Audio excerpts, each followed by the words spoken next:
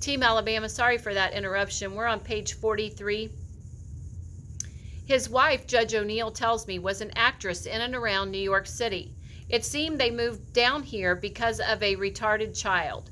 When Georgie and his companions walked up the wide flight of concrete steps to the front entrance of the school, they were met by a tiny woman with a pretty face and great dark eyes that laughed one minute and were filled with a deep gentleness the next. She wore a white dress and a short veil.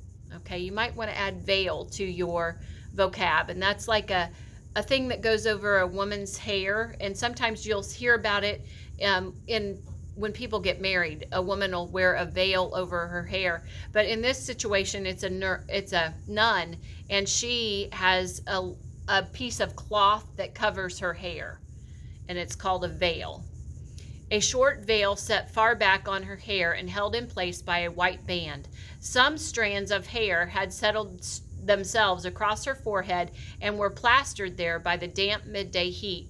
"I am Sister Mary Angela," she said in greeting, and after shaking hands with the two women, she turned and took Georgie's hand. "I'm glad you're here, Georgie, both you and your rosebush. Judge O'Neill called to ask if we could find a good place for you to plant it, and I told him that you could choose any one of the half-dozen places.